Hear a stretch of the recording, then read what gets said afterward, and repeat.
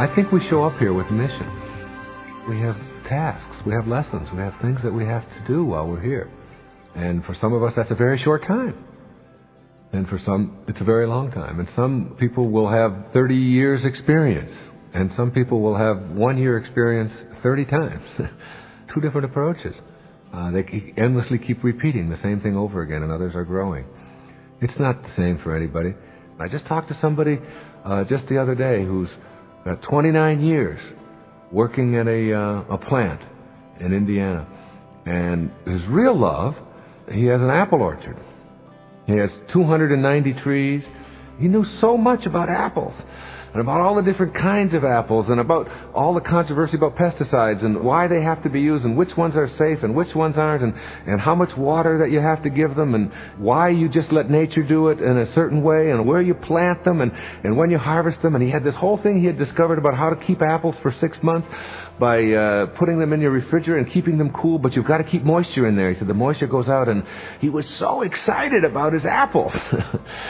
And yet he spends 99% of his life he's doing something that he doesn't like doing.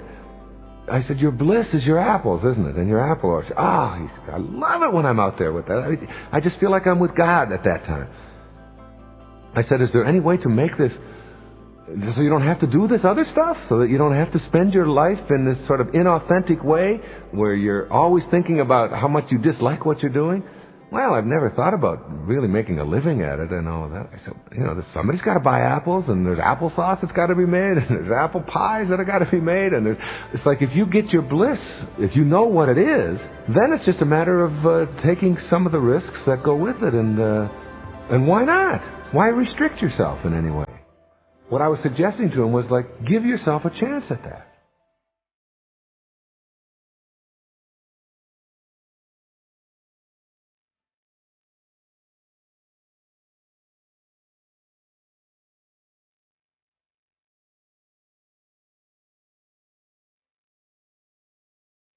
You see this, some of you do, this piece of silver tape here.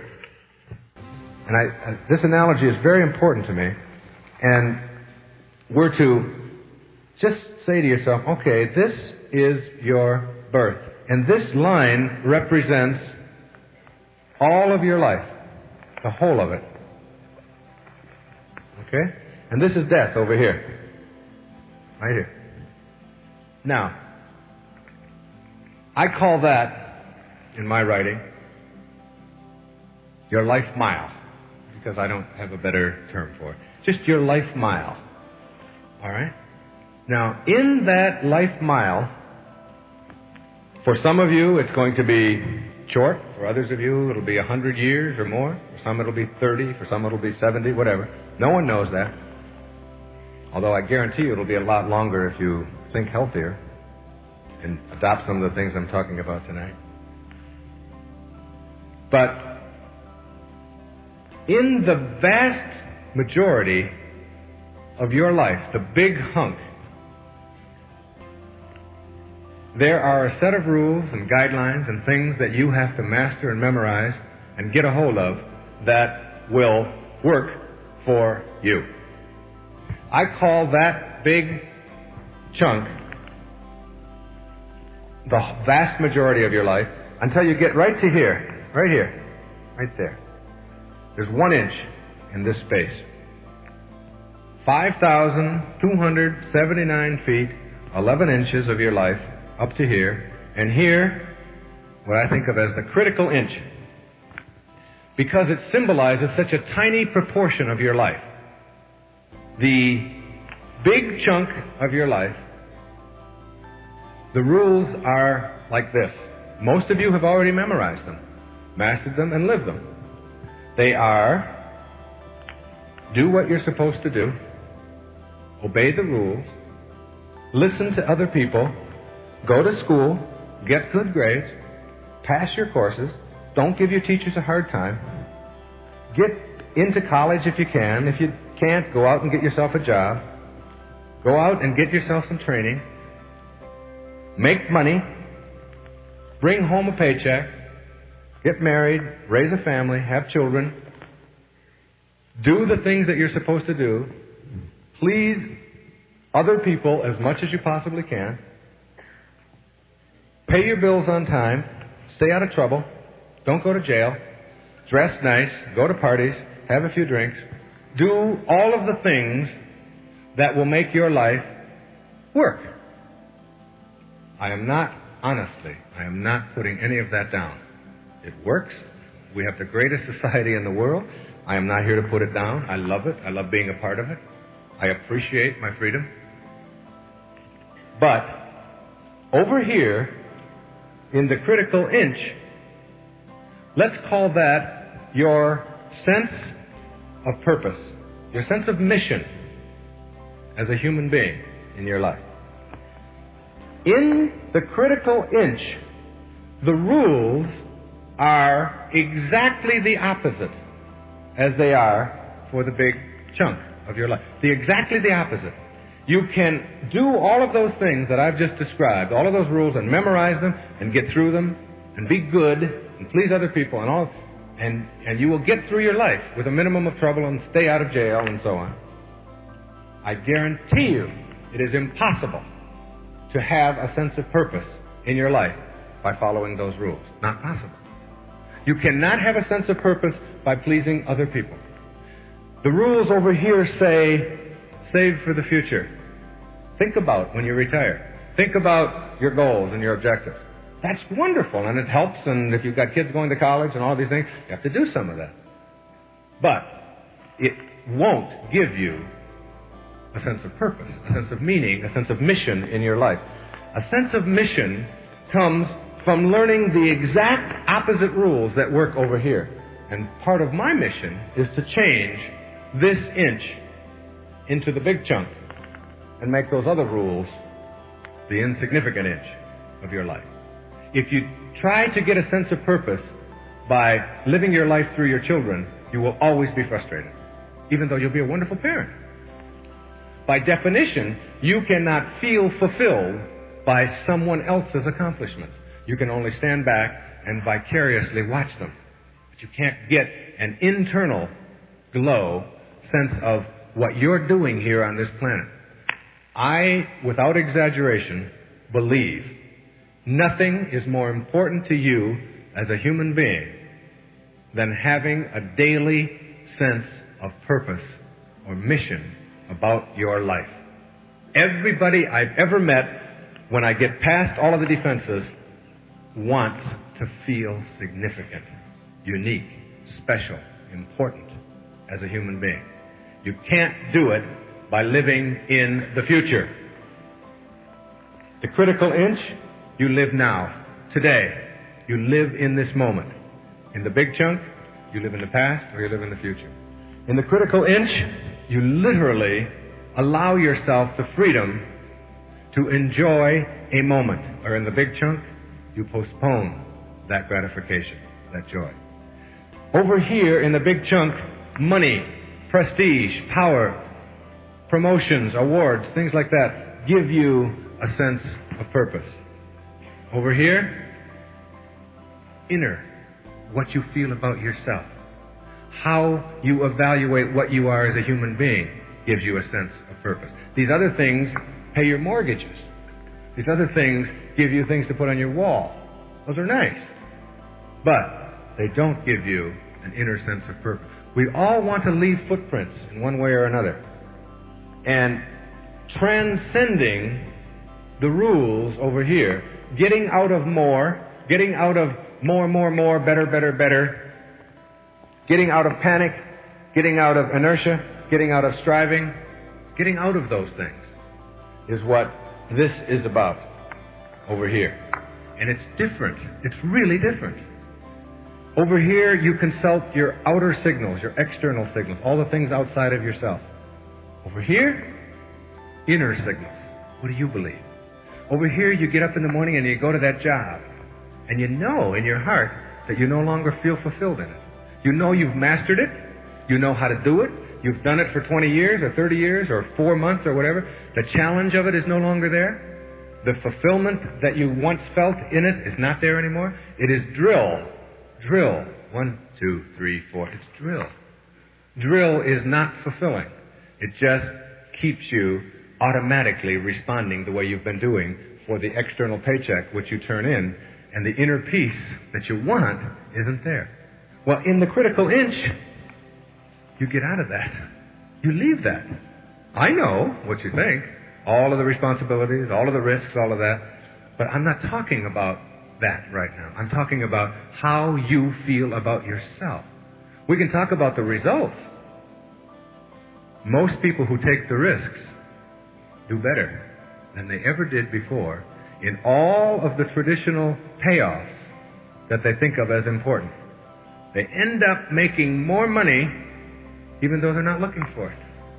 They end up with more personal things in their lives, better relationships in their lives, more time for the things that are important, which is spending time with your children and loved ones and so on.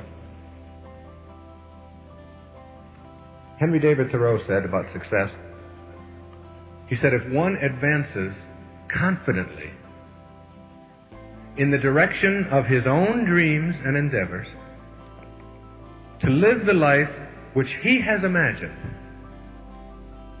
he will meet with a success unexpected in common hours. You know what that means? To me, that means, it makes me shiver just to say it. It means when you take the risks and advance confidently to do the things that mean something to you, not to pay your bills, not to be the good supporter or the good wife or husband or father or mother. Advancing confidently, living your life your way, that success, ironically, follows you in ways that you've never dreamt were possible before. But when you chase success, paychecks, more money, bigger vacation, blah, blah, when you do that, then you are living right and you're getting by and doing all the things you're supposed to. But in here, there is no inner peace. And when you lack, as a human being, inner peace, you lack a reason for living. You lack a sense of purpose.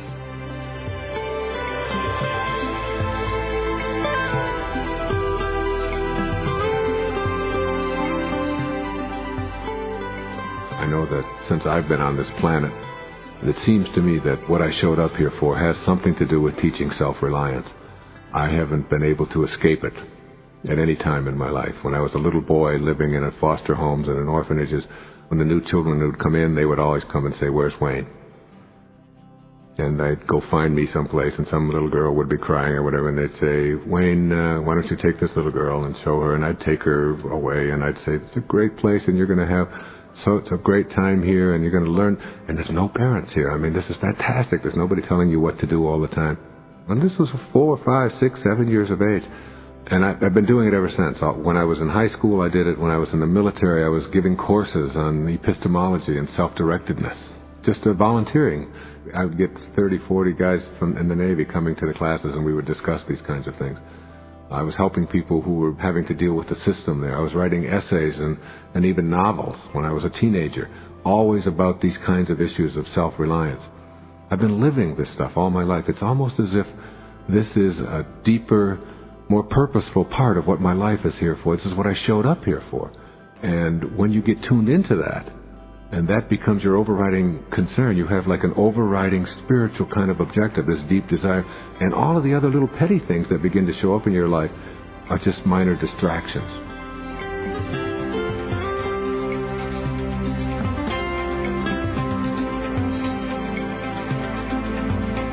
Got my PhD in 1970. That year, I did a job interview. That was an opening that a friend of mine said, "Just do this job interview. It's great. It's for the vice president of a community college." And I said, all right. It was like triple what I was making at that time. But what I was doing at that time was I was teaching, and I was doing some great research projects. I was teaching at a university, which I loved, being there in that environment. I had a practice, which was terrific, a counseling practice. But this idea of being the vice president, I was 30 years old, of a college, and having all of the things that go with a vice, it was just too appealing to my ego. And I went in and I did the interview. And there was a long interview process at this particular community college in Michigan. First I had to meet with a group of students, and they all thought it was great having a guy who's just out of his 20s be the vice president of the school, and I was cool. They liked that. Then I had to be interviewed by the faculty, and the faculty all thought that I was terrific. Then I went to the administration, and the administrators weren't quite sure about whether they wanted some young upstart to be coming in there, and so you had to get 3 out of 3. Well, I got 2 out of 3. I got the faculty and the student vote, but the administration vote wasn't, and it got down to myself and another man whose last name is Cunningham, and I believe he's still in that position. And it went all the way down to I passed all of the different criteria, and they removed all of the other people and all of the interview process, and it was going on for months. And it came down to 2 people. And I didn't get it. And he did. And at the time that happened, I was really kind of surprised. But there was a part of me that was relieved, because I kept thinking, I'm going to have to go to committee meetings. I'm going to have to put on a tie and a suit. And I'm going to have to go in there every day. And even though I was going to be making 3 times as much money, and I was going to have all of this sort of prestige thing over here, what I really wanted to be doing over here was going to have to be put aside in the name of these ego things. And I thought what I wanted was these things that my ego was telling me. But somehow the divine intelligence knew better. And I came in second. And as a result, I went and applied for a job at a university in New York, doing what I loved doing, teaching and having my own practice. And the rest of the story is the rest of the story, as Paul Harvey would say.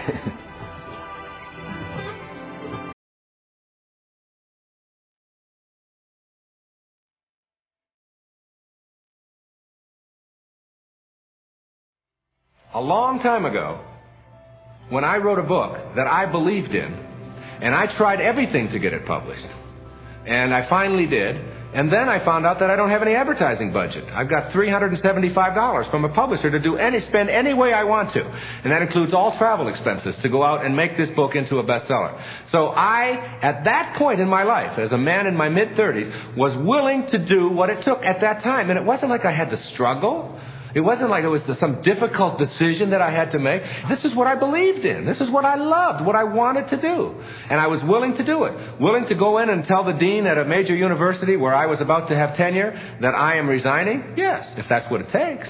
Willing to go out and talk to everybody in this country and every city and sleep in the back seat of my car and pay for all the expenses myself and hire somebody as a publicist to do it all for me, because I was told over and over again that the only way that you can talk to everybody in America is to get on all of the fancy Tonight shows and the Donahue shows and the Today show and the Tomorrow show and all of that. But nobody wanted me because nobody had ever heard of this person. There's another way to reach everybody in America. It's easier to get on the network television shows, I must admit, because you just get on and everybody's watching, and that's the easy way. There's something missing there when they don't want you. When you call that show over and over again, they say, Wayne who? Then there's another way to do it, and that is, you got to go to everybody in America. Are you willing to do it? It's going to take 2 years. And you're going to have to quit your job and your practice, and you're going to have to take your family out on the road, and you're going to have to spend a lot of time alone, and you're going to have to invest some of your own money, and you're going to have to go out there and do every little dinky radio and television show across the country in order to reach everybody. Are you willing to do it? The answer for me was an enthusiastic, exciting, absolutely yes. And had the time of my life doing it, advancing confidently in the direction of my own dreams, endeavoring to live the life which I had imagined. And success, it just creeps right into your house and creeps right into your consciousness as a result of going out there and doing and believing what you want to. The same principle applies right here. Are you willing?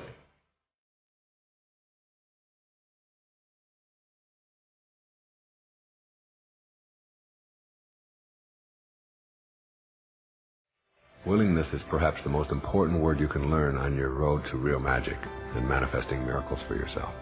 The question always that I ask people is, how willing are you to make your thoughts, your dreams, your visualizations, your images, your invisibleness, that's what all those things are, how willing are you to allow those things to become reality in the physical world? in the world of form. And when people say, well, I tried what you suggested and I thought about it and I really visualized it and I got the image and all of that, and it didn't work out, I always say to them, what weren't you willing to do? Where did you stop? Because life gives exams, and those exams keep coming at you, and the challenges will keep coming at you, and all of the things that are continuing to come at you are challenges and opportunities, and are there exactly because they're supposed to be. It's all, the whole universe is exquisitely synchronized. It's all operating in its own perfection, and you have to see all of these events and all of these things that you'd have judged to be failures, and all of these things that you thought were obstacles, or all of the events that you thought were horrible or blissful or beautiful, whatever they're all supposed to be there. There's no accidents at the subatomic level, the tiniest little quarks that there are in the subatomic field. Every one of them is on purpose. It may look like chaos, but it's not. And so is everything that comes into your life. God's plan works. Yours doesn't. By and large, that's a summary. And you have to be willing to connect to that grand design, that grand plan. And willingness is like a student who is ready knows that anything that shows up is something that you can say, I'll look into that. I'll check that out. It is somebody saying, well, you might try this, and instead of you saying, no, I've tried that, that doesn't work, you stop and you say, yeah, I'm ready now. I'm ready to give that an effort. The student who is ready is a learner who is willing. A student who is ready is a learner, not a teacher, but a learner who is ready. And that readiness, that willingness to take what comes into your life and say, I'm going to fly with it, I'm going to do something with that. Even as you're listening to some of the things that you're going to hear in this tape, some of them will undoubtedly sound outrageous to you. And if you want to hang on to your truth and stay there, that's absolutely fine. But it will not allow you to transcend and get into another level of what I'm calling real magic. And it isn't that I'm right and you're wrong. None of this is about right and wrong. If anybody has any suggestions or thoughts to me, and I get letters by the thousands weekly from people who offer me suggestions on how to say this, or maybe it wouldn't be that, or somebody send me a pamphlet about this is what this meant to me, or why don't you read that book, or whatever. And I have a huge file in my office where I take those things and I put them in there and I go through them periodically, and I will send my secretary over to order these different books that people have recommended, and I've shifted many of my perceptions and beliefs based just upon being willing to hear something new and to have someone explain it in a different way. Unlearning the big lie. The big lie is that you are limited, and that doubt and fear are the way that you learn things, is by having that willingness. I don't think there's any more key word than willingness or readiness in your entire vocabulary. Being willing to try something new. Most of the things that don't work for you in your life, the relationship that didn't work, the bankruptcy or the lack of prosperity in your life, the fact that you didn't make the team or you didn't pass the test, the fact that you weren't able to overcome the flu, or you developed some kind of overweight problem or some kind of addictive problem that you have in your life. Most of those things, or virtually all of those things, are the result of your being unwilling or not ready to be a student. Not ready, just simply not ready. The addict who continues to use drugs or to use alcohol or to smoke cigarettes, it isn't that they don't have the willpower, it isn't that they don't have the capacity, it isn't that they're inferior in any way, it isn't that they've inherited bad nicotine genes or bad alcohol genes or bad cocaine genes. It has nothing to do with that. It is, I still am not willing. Because when it boils down to it, you can go to every self-help group in the world, you can go to the 12 steps, 50 steps, 100 steps, you can put patches on your arm, you can go through all of the difficulties and the stages of your addictions. But by and large, when it gets right down to how do I change a behavior to become more magical as a human being, you have to do it yourself. You have to, in the bottom line, in the end, you have to be willing. And willingness doesn't mean I tried it and it didn't work and it was too tough for me. What you're really saying in that moment is that I was willing to do it for an hour, but I wasn't willing to do it for an hour and 1 minute. I wasn't willing. The student who is willing to not be tired, is willing to be healthy, is willing to be happy, is willing to be wealthy, is willing to be in great relationships, is willing to have virtually anything.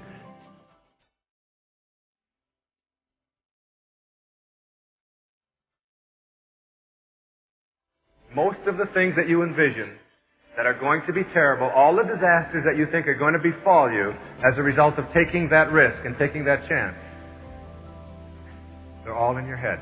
When you get out there and do it, you try the new job, you get out of that relationship, or you go to work at improving it. You move on to another part of the country or another part of the world that is something you've always wanted to do, and you do it. And you get out there and you struggle and you try it. You may not even make as much money. Chances are you will. Probably more. Most people find out that they are doing even better when they have more of a sense of personal mission about themselves. But whatever it is, there's no price tag you can put on how you feel each day when you're doing something that is important to you. A very good example of that is Jess Lair, who has written books I'm sure that many of you have read. I Ain't Perfect, or whatever it is. I may not be well, but pretty soon I'm going to get things under control, or whatever the hell its titles are. Had a heart attack. He was working as an executive and so on, had a heart and came close to dying, and decided that he'd always wanted to go out into Montana, he always wanted to raise horses, and he did it. He just took the risk and went out there and he wanted to write, and he started writing, and before long, he was doing 100% better than he'd ever done before. The person you're looking at right now, is a classic example of that. I was a college professor, I was working as a therapist in New York. I was doing a lot of workshops and things like that. But the idea of going into work and working for somebody else every day of my life just didn't give me the sense of purpose that I felt I wanted. And I was able to take a tenured position at a major university as a professor and say, I don't want that. I'm going to go out and I'm going to write and I'm going to talk to people. I'm going to go on television. I'm going to make this thing happen. And those of you who knew me long before, I became famous and so on, know that that was something I announced to everyone, to all of my classes and so on. I'm going to go out there and make it happen. And every publisher and everybody in the field who told me what the world needs least of all right now is another self-help book, and we certainly don't need another psychologist telling us how to live, and all of those things, couldn't have cared less. And when they told me I couldn't get on the network television because I was an unknown, I said, fine, then I'll go on a little 5-watt station in WBAB in Babylon, New York. And that's where I did my very first interview and went to little cities. They wouldn't let me here in Detroit do interviews, so I went to Toledo, and I went to Columbus, and I went to places where I could just get on a radio station and talk all night. And when they said, you're not going to have books in those cities, I said, that's no problem, I'll take them with me. When they said, we're not going to do a second printing, I said, send me the whole first printing, 1,500 books. Asked my wife, they were all delivered right to our garage one day, 1,500 books. And I said, well, we're not going to do a second printing. I said, well, you don't have any first printing, it's all sold out. I bought them. Which is exactly what I did. True story. It was a matter of never once in my life wavering from the idea. And I borrowed money to buy those books. I didn't have a whole lot of money. I would do anything to go out there and make it happen. When we went into a place in Columbus, Ohio, telling this is really interesting. It's on television forever. I would go on a radio show and give a talk and talk for 2 hours. And people would say, where can we get your book? I had a list. My wife had already gotten a list of where all the bookstores were in that city. And I announced. I said, you can get them at the Bookmarks bookstore over here and this bookstore over there. And pretty soon they were getting phone calls for the books. And they didn't have the books, of course. They weren't there. It wasn't even a known book at that time. Then I would arrive there with my little truck and my books. And they said, my God, we've had 14 requests for that book already. Where is it? I said, well, you want me to leave you a couple of cases of them? And then if you don't sell them, you can send. Why, sure. They had them all sold out. I became my own distributor. In other words, did that all across the country. And when September came along, after doing a couple of thousand of interviews, all-night interviews, driving between cities, going out there and spending money that I didn't even have, finally The Tonight Show, after hundreds and hundreds of efforts, called me. Said, we'd like to have you come on. And you know what everybody said? Boy, were you lucky. You hit it just at the right time, Things just worked out for you. And they don't understand that anyone that you ever know Adolph Rupp said this, the old basketball coach at the University of Kentucky, that anyone you ever meet who's at the top didn't just land there. They worked and worked and struggled to get there. And don't take, by the way, that very same concept of what it means to struggle and deny it to your own children. So many parents I know who can remember earning their own nickels and dimes and quarters, shoveling snow. You remember fighting over who was going to get the snow shovel, and going out and hustling jobs, trying to cut grass and so on. A lot of us can remember earning our own nickels, dimes, and quarters, and have children who expect to drive sports cars, or want $200 fry boots, or expect to have baton twirling lessons, and Mama pick them up and take them everywhere. And the old notion of you give a man a fish, and he eats for a day. You teach a man to fish, and he'll eat for a lifetime. There's a whole lot of truth for me in it. Don't deny your children the very thing that made you the successful person that you are. Let them have the struggle. Let them be allowed to go out and work.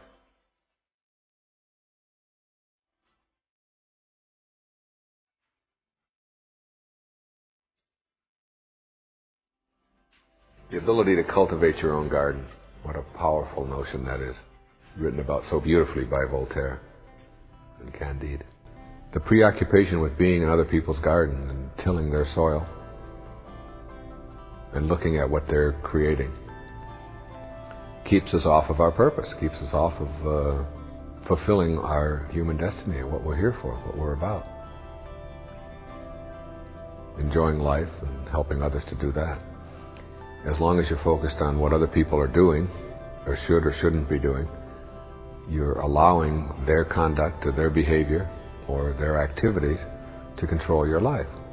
That borders on immorality to me, because you've got a free will, and you've got God with you at all times. To give that will over to someone else is like abdicating your very divinity, your very humanity. And when you abdicate that, you turn yourself into a lesser being. What your goal is to not allow other people's conduct or activities to be in charge of you, for you to be in charge of you and to know your purpose and to be fulfilling it. And if other people don't like the way that you are choosing to do that, then that just has to be in the way of things. That's just the way it is, and that's fine. If it can't be fine, then you have to stop and assess and look at yourself and say, why am I allowing other people's opinions or behavior or conduct to interfere with my own fulfillment or my own happiness? And know that that's what you're doing at the time that you're finding yourself upset with other people's poking their nose into your garden. And then you find yourself not poking your nose into their garden as well, because when you're on purpose, when you are living your life and conducting yourself in terms of loving and giving and sharing, then you're not on outcome. You're not at all concerned about whether this person likes that or not. I have found that one of the major changes for me in the past 5 or 6 years has been my almost indifference to what people think of what I'm doing. I find that I write now, when I write, on purpose, not on outcome. There was a time, I think, when I was more on outcome, on what's it going to look like, how's it going to sell, how's it going to do, and so on. And now I'm not on that at all. And it's interesting that as I get off of those outer concerns in my writing, that my writing really picks up and really improves and flows much better. I find that when I go before an audience and speak, that since I've let go of my notes and not concerned myself with outcome and with whether I'm going to be liked and how well I'm going to be received and all of that, I can be much more authentic when I'm on stage, when I'm talking, and which consequently results in my performance being, I think, much better than it was. And it isn't that I'm a better performer, it's that I'm on purpose. And I'm not concerning myself with all of the worrisome things that you can never get an answer to. That is, how is everybody going to like me, and how am I being received, and all of that sort of thing. So, more and more in my life, it isn't that I've made a decision, all right, now that I'm enlightened, I no longer am going to be concerned about what other people think of me. It's that it just simply doesn't occur to me any longer to be consumed with what other people think of what I'm doing. And the reverse of that, which is really nice, is that I'm not concerned about what other people are doing. I mean, I'm grateful that there are people out there who are doing a lot of the things that I would find just treacherous to do. I mean, emotionally treacherous, like being an accountant, for example, or working at a computer, or maybe being a chef, or driving a truck. Those are all things that I just couldn't imagine myself. If somebody said, you have to do it, I'm sure I could turn it into something positive for myself, but I'm so grateful that there are people out there who like to work at computer terminals and who like to work with figures. And so whenever I need a computer person, I'm always grateful. We're building a house right now, and we had to have a meeting with the architect just last week, and it was one of the most interesting meetings. I just kept sitting there. My wife said, when it was over, she said, you know, you were rude in that meeting. I said, what are you talking about? She said, you never said anything. You just sat there and looked at him and asked him questions all the time. And they had nothing to do with our house.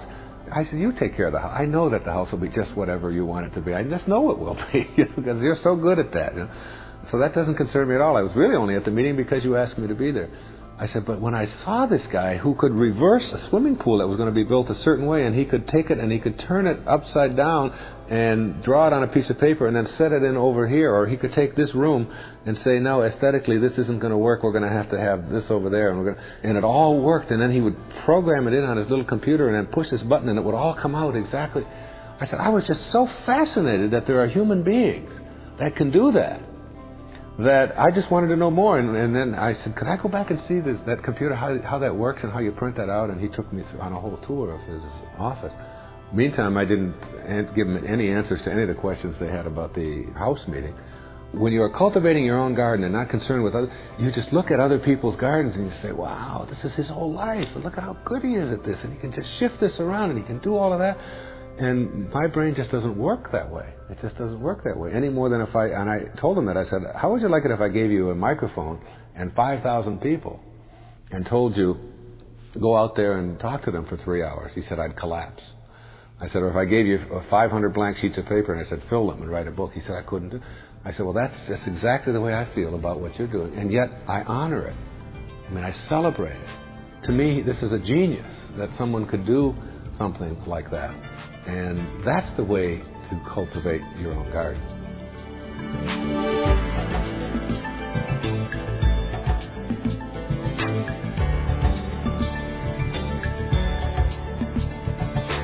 I remember being in New York City and doing an interview not too long ago, and it was a radio station that had just changed formats. And they had gone from talk radio, which I had done many interviews at that station over the years, to gospel music. And so everybody that was on the staff at this radio station, some 30 people, were all told the day that I was coming there to do an interview that they had all been let go. And everybody was walking around and they were all depressed and they were all upset. And every time someone would come up to me and say, oh, Wayne, isn't this awful? I've been here for 22 years and I just lost my job. And I would say, congratulations. And they look and say, what's the matter with you? How could you mean congratulations? I just lost my job. And I said, yes, but within a certain amount of time, probably within a year, you'll be in a place that is much better than where you are now. And it was almost like God was trying to tell you something, but you wouldn't listen. It's time to change. It's time to walk down another street. What is your dream? And you sit down with each one of these people and you ask them, what would you really like to be doing? Rather than working here this particular way. And then most of them said, I'd like to have my own business, or I would like to do some writing over here. I've always had some ideas about writing. One guy said that he wanted to just do an opera. He'd always wanted, and he's been working on an opera like Mr. Holland, remember, in Mr. Holland's Opus. But he could never get himself the courage to do it because he was always going into the radio station every day in New York. And then I saw him about a year and a half after that, and he was getting his opera published, which he couldn't have done if it's like this intelligence that we think is conspiring against us is something that we have to understand works with us. But you have to have infinite patience and trust. And when you have, and the reason it says infinite patience produces immediate results, the reason it says this is because the immediate result of your infinite patience is peace. You retreat in peace, and you let the universe handle the details. And after all, that's what it's about, living your life at peace.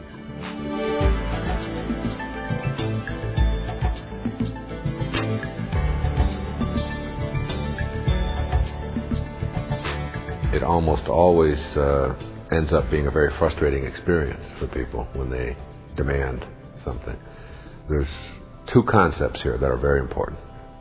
One is the question of willing something to happen. All right, on August the 13th, if there really is a God, or if this really works, then I will get the phone call that will give me the biggest break of my life on August the 13th, and that's the way it's going to be. Or maybe even in just some small way, like on September 15th, I will get rid of this wart that's on my nose, or something. So it's like willing things to happen in the universe. That will lead you to frustration and disbelief and an absence of faith, and the awakened life, or looking at life from the enlightened perspective that I'm talking about and discovering this inner universe, will always be like just outside of your grasp if you're testing God or testing the universe in some way. So that's like willing things to happen. Just through the power of my will, I can make it happen. The second principle here is what I call being willing. In this case, it's different than willing something to be. This is called being willing for it to be. And that is a whole new way of testing the universe. It isn't making a demand. It isn't, if I can get this bird to land over here on this branch and that's going to be the signal that I'm looking for. It isn't anything like that, because the universe doesn't work that way. And it is like, I am now going to be willing to allow what it is that I want to happen. I'm going to be willing. I'm not going to demand anything. I'm not going to ask anything special for it to happen. I'm just going to be willing.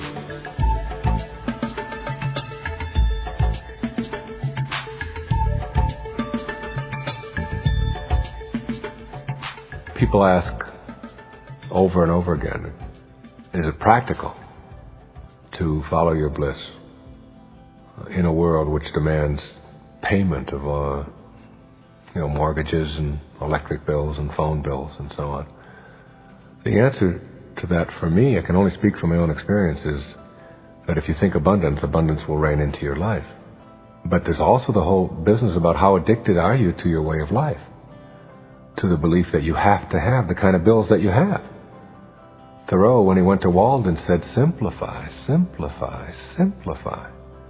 Let the affairs of your life number 1 and 2, rather than large numbers. So you have choices here too. One of the choices is that you're going to simplify your life, and you're going to reduce the amount of external pressures that are put on you in the way of expenses. And it's quite easy to simplify. We don't think that it is, but all you have to do is look back in your life to the times when it was simpler, when you didn't have to have somebody to come in and do all the things that you're paying people to do. When you were more in charge of your life, that's one option. And it's an option that I exercise more and more in my life. There's another option, and the other option is to absolutely believe that whatever level of income that you have now, you're capable of having in the area of your own bliss. And believing that, and taking the risks that go with it. So the answer to whether or not you can pay your bills, the answer to that is in your own history. If you've always been a person who has paid your bills, then you're not going to suddenly become a person who becomes irresponsible and has to go on welfare. If you've been a person who's never been responsible about paying your bills, then you probably won't pay them even when you're following your bliss.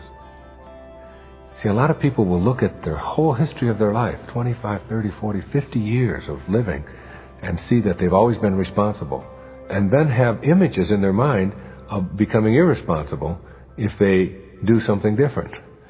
Instead of relying upon that whole history, that whole long catalog of historical responsibility that has been your life, instead you come up with this enormous, horrible image that suddenly I'm not going to be able to do those things any longer. And I would much rather rely on my whole history of responsibility. And I have found that people who haven't been responsible in their life, it isn't because they're not doing the kind of work that they love or whatever. It is because that's what they have learned. That's what they've adopted as a lifestyle. And they walk out on their bills, and they do it when they're 14, and they do it when they're 30, and they're broke when they retire. And they blame life and circumstances and the breaks and all of the things that so many people blame for the conditions of their lives. And the people who have been responsible stay that way, regardless of whether they're raising horses, which is what they want to do, instead of, working in the city, or vice versa, working in the city instead of raising horses.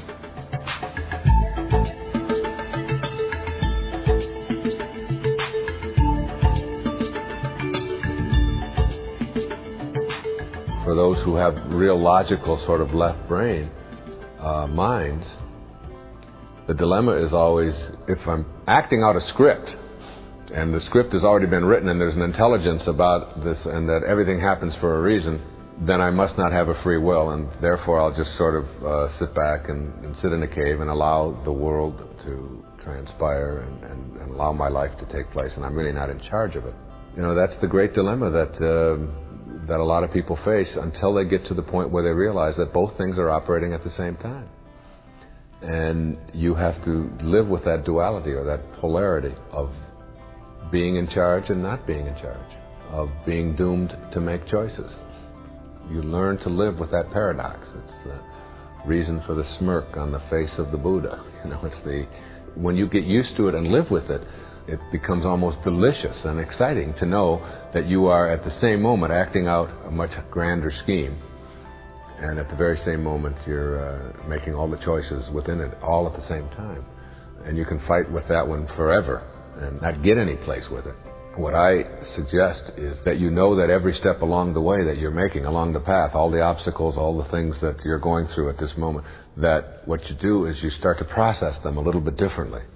And process them not in terms of why do I have to do this and why isn't my life working out or why are things so negative and so on, but process it a little differently in that, why am I choosing this? Why am I participating in this now? What do I have to get out of this? What is the lesson in it for me? And as you do that, you find yourself moving more and more towards the gate. And then when you come up to the gate, you just sort of slam it shut behind you and you never look back again. And that's when you know that you're not alone. That's when you know that for whatever help that you are looking for, or whatever guidance you're seeking, or whatever road you want to travel, that there's another world other than the world of the five senses.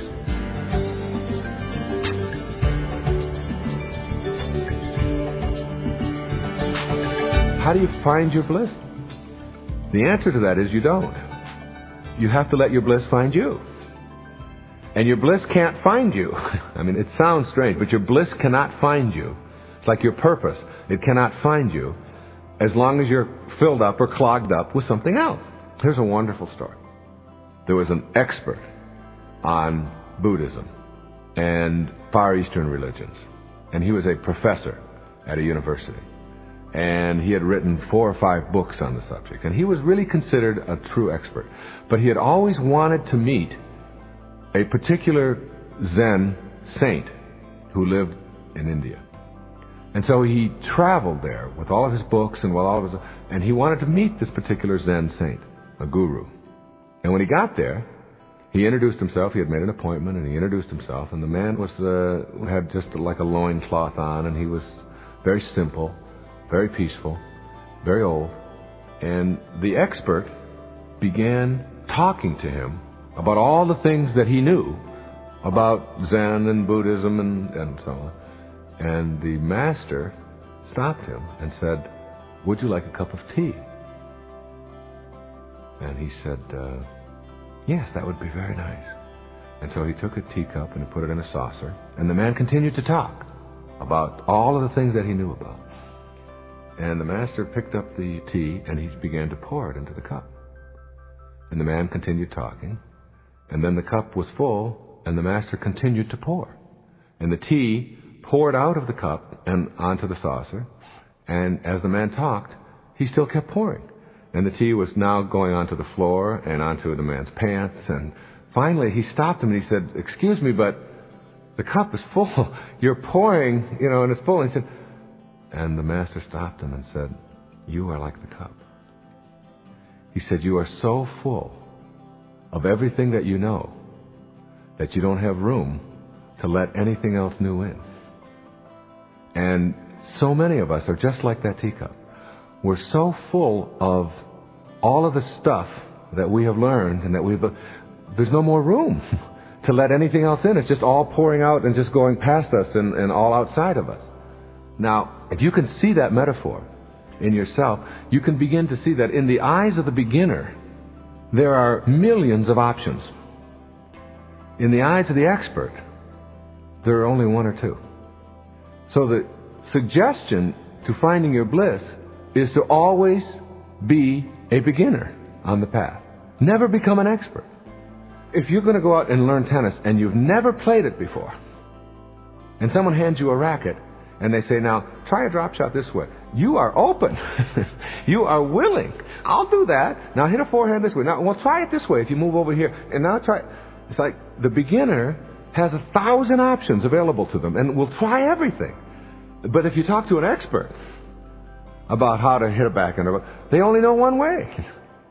Now that's true not just in tennis, that's true in your business, that's true in your relationships, that's true in everything in your life. Stay a beginner along the path. You can get clogged up, so clogged up with what you know and with the negativity that goes with that and all the rejection, all the judgment that goes with that, because you have to reject all kinds of other points of view in order to make sure that yours is the only one that ever gets heard or ever gets used, that you don't have any room inside of you for something new and something exciting and something different and expanding yourself and so on. So be wary of experts, especially if you're one yourself. Be wary of yourself becoming one, because then you limit yourself. And by limiting yourself, your bliss, your purpose, which is there, can't find you. It's like an artery that's clogged up with cholesterol. I mean, it just can't flow. Nothing can flow through it because it's too clogged. You've got to unclog yourself. And the way you unclog yourself is by opening yourself up and advancing confidently and doing things that make sense to you, that make you feel good, that are of service to others, that are useful to other people, whatever it is that you're doing.